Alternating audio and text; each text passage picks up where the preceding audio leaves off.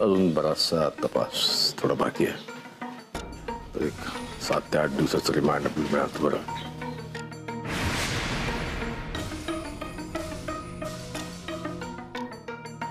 शांतता, जय साहेब येत आहेत.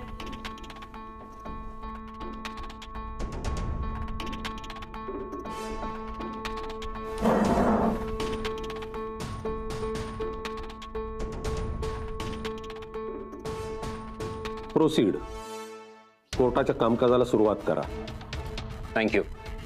जज साहेब, आरोपीवर 15च्या वर खून, फसवणूक, आर्थिक गैरव्यवहार असे अनेक गंभीर आरोप आहेत. आरोपीवर एक वयोवृद्ध आजोबा, रूपा, रेश्मा, संजू, मंजू, विजय, इन्स्पेक्टर रणजित चव्हाण तसेच सोनू, सलोनी, बजाबापू असे अनेक खुनांचे आरोप आहेत.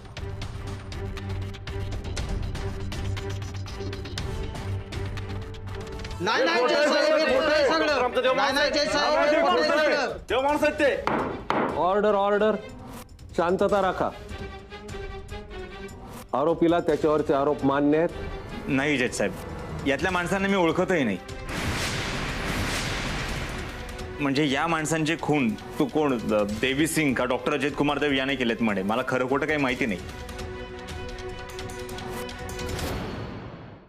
मी याआधीही कोर्टाला सांगितलंय माझं नाव डॉक्टर अजित कुमार देव नाहीये, देवी सिंग नाहीये, माझं नाव नटवर सिंग आहे. राहिला प्रश्न पोलिसांना त्यांचा खरा आरोपी मिळत नाहीये म्हणून ते असं काहीतरी खोटी बनावट केस करतात आणि मला पुन्हा पुन्हा इथे आणतात. मला बळीचा बकरा बनवला जातोय.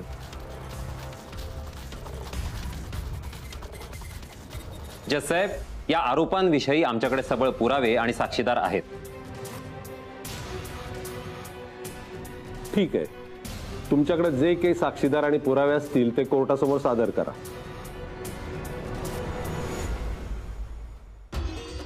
आमचा पहिला महत्वाचा साक्षीदार नामदेव जाधव याला साक्षीदाराच्या पिंजऱ्यात बोलवण्याची मी परवानगी मागतो.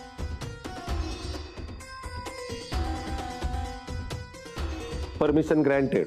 परवानगी आहे. नामदेव जाधव हजर हो.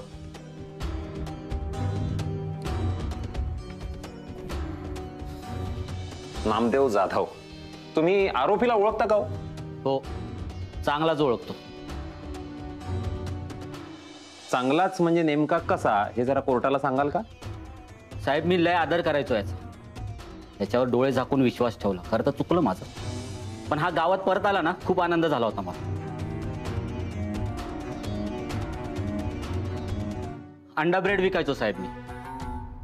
हा गावात परत आला असं वाटलं की माझं आयुष्यच पलटून जाईल, आणि तसं झालंय.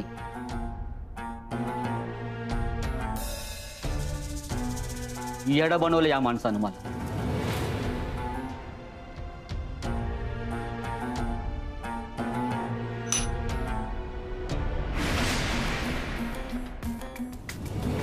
माझ्या डोक्यात पतपिढीचं खोडू लागलं.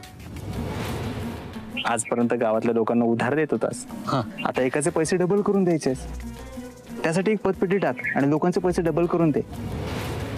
पैसे एकचे डबल, 5 पट हे असे स्कीम सांगून मला फसवलं साहेब.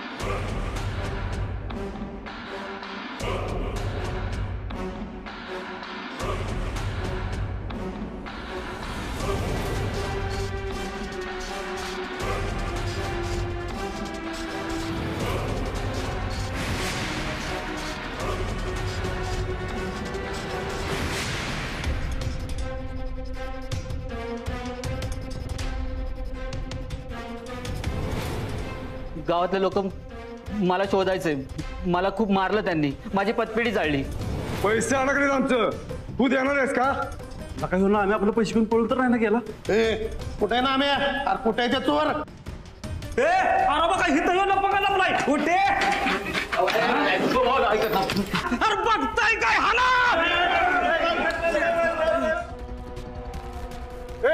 फोडा सगळं टाका तोडून.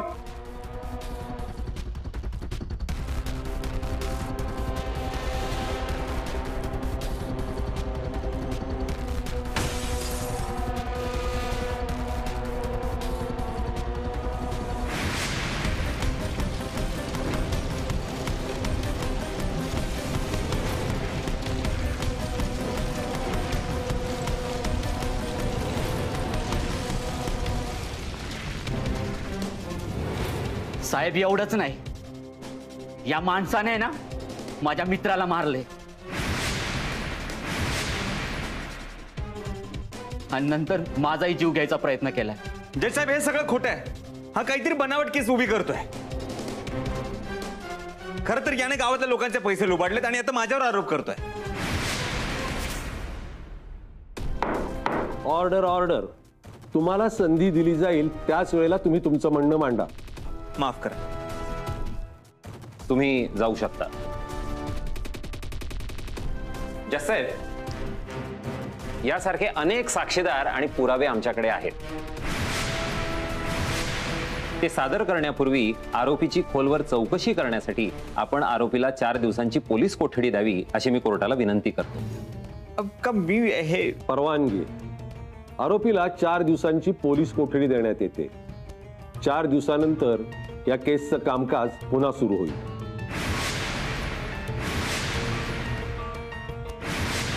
हा डॉक्टर अन्याय सोडा त्यांना सोडा. Order order. कोर्टात कोणत्याही प्रकारचा बेशिस्तपणा खपवून घेतला जाणार नाही हे ध्यानात घ्या. Court is ॲडजर्न.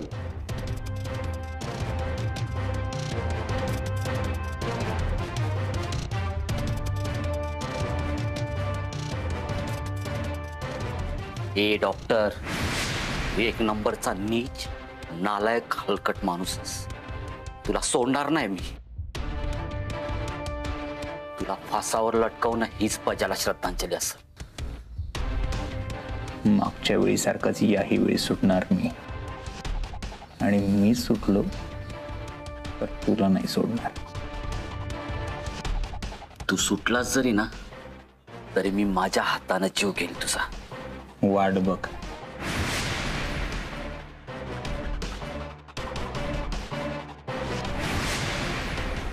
तशी वेळच येणार नाही. तुझ्यासाठी गळफास तयार करायला सांगितलंय. बर.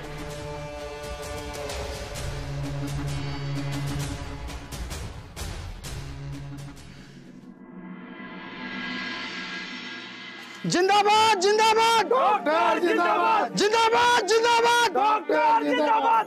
डिंपल, अगं नग काळजी करू, समजा चांगलं होईल बघ. समजा गाव डॉक्टरांच्या बाजूला आहे. मागच्या टायमाला जसं सुटले ना डॉक्टर तसं सुटत्याल बघ आता.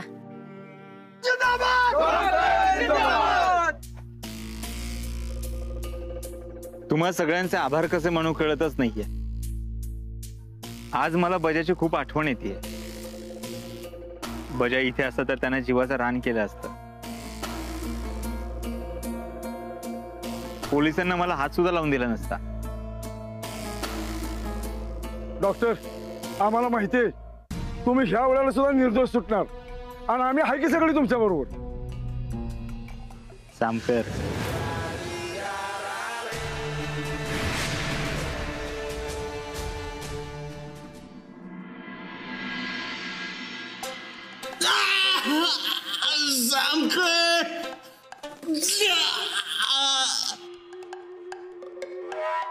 सांग, तुझा भाऊ अजित कुमार उर्फ ज्योती सिंगला का मारलं?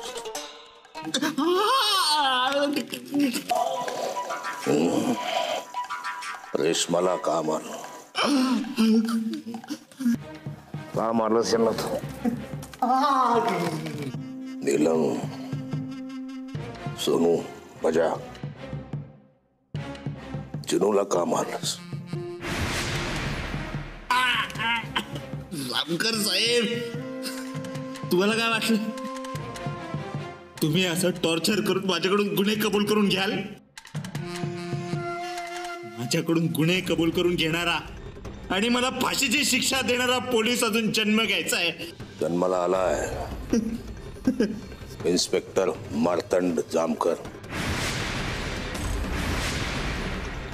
तेव्हा तू फासावर जाशील ना,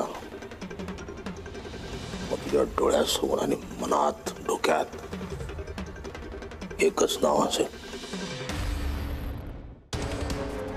इन्स्पेक्टर मार्तंड जामकर.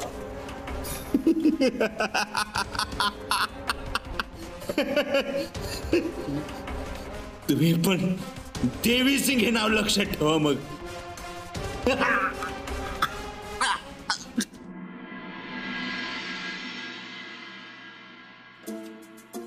सोन्या, डिंपल, आत्या, अहो ऐका, या जेवायला समधी.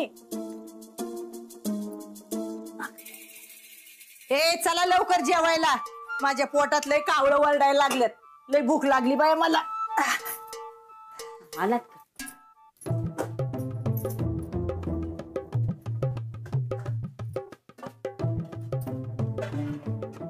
बसा.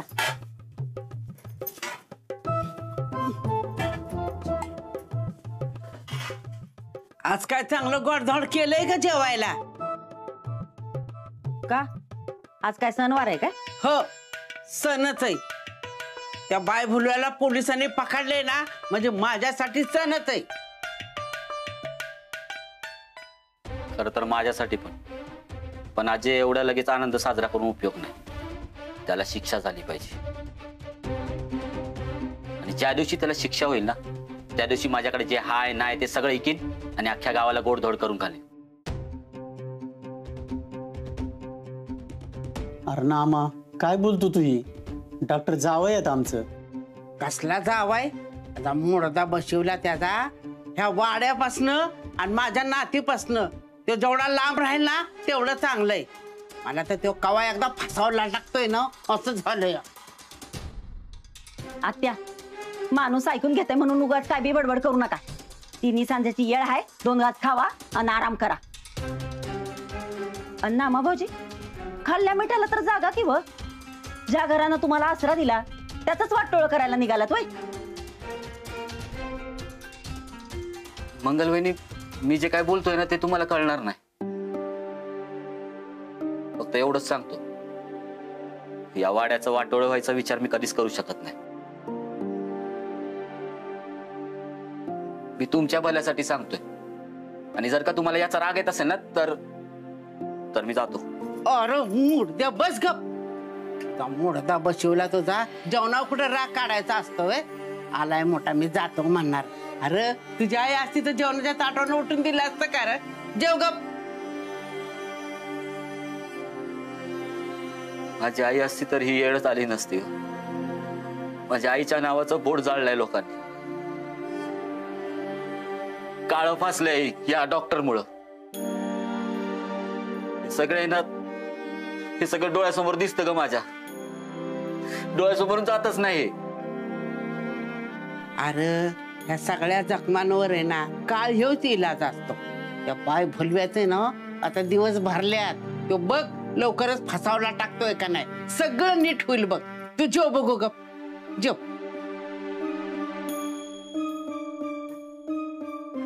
दाजी जर सुटलं तर तू गोडधोड कर, हा मग आपण खाऊ.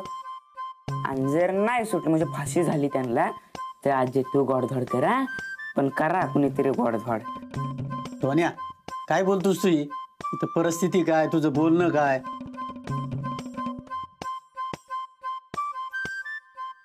ए चला पटापटा जेवून घ्या. इथं तुमच्या बडबडीने पाक माझ्या पोटात खड्डे पडायला लागले. तुम्ही जेवा नाही तर जेवू नका, मी माझी जेवते. तुला काय भस्म झालाय का ग? जेव्हा बघा होता हिला खायचंच पाहिजे असतं.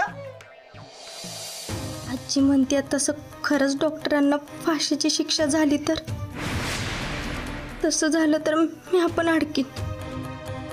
मला त्या आधीच इथनं पळून जायला पाहिजे. कसं जाणार? डॉक्टरांनी पैसे कुठं लपवले तेच माहित नाही. डॉक्टरांनी तिथनं पैसे का काढला असतील? मला का सांगितलं नाही? डॉक्टरांनी सगळ्यांसारखं मला पण नाही ना फसवलेलं. डिंपल, अगं जेव की ग. डिंपल, अगं नग काळजी करू. हे बघ, मागच्या टायमाला कसं डॉक्टरांच्या पाठीशी उभी होतीस की नाही, ती त्या इन्स्पेक्टर साहेबाशी भांडली होतीस. आता बी तशीच हिंमत ठेव. डॉक्टर सुटत्याल ग. हे आता सगळे जेव्हा बरं, आणि कसलाच विचार नका करू. हात जोडतो तुमच्या मोर.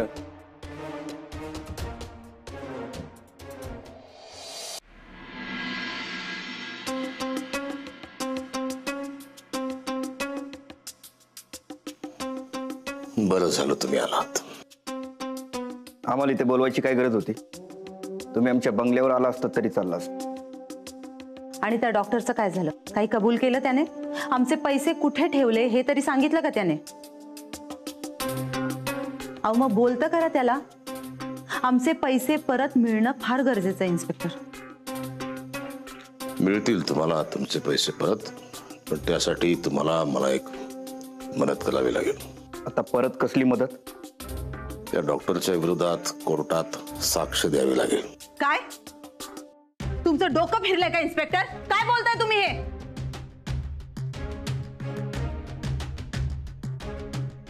नाही म्हणजे हे कसं शक्य आहे? त्या डॉक्टरने आमच्यातल्या कट कारस्थानाबद्दल कोर्टात सांगितलं तर? उद्या तो डॉक्टर राहील बाजूला, मी अडकेल. माझं राजकीय करिअर कायमचं संपेल आणि माझी आमदारकी पण जाईल. असं होणार नाही.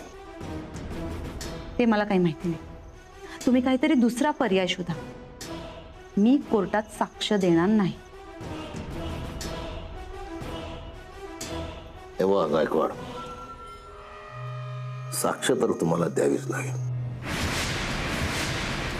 तुम्ही दोघांनी एकमेकाच्या खुनाच्या सुपाऱ्या दिल्या होत्या, ही गोष्ट आज ना उद्या सगळ्यांना कळणारच.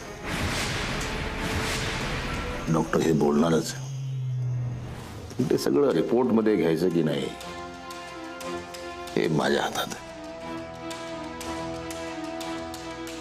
तुम्ही मला मदत केली, मी सांगतो तशी साक्ष दिली तर ठीक आहे.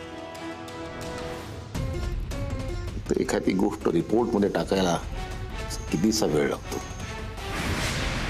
तुम्ही आम्हाला धमकावताय, ब्लॅकमेल करताय?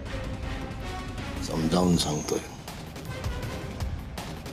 तुम्ही जर कोर्टात साक्ष दिली तर फार बरं होईल. ठीक आहे, पण या केसमध्ये आमच्या दोघांचं नाव येता कामा नये याची जबाबदारी तुमची. ठीक आहे, येतो आम्ही.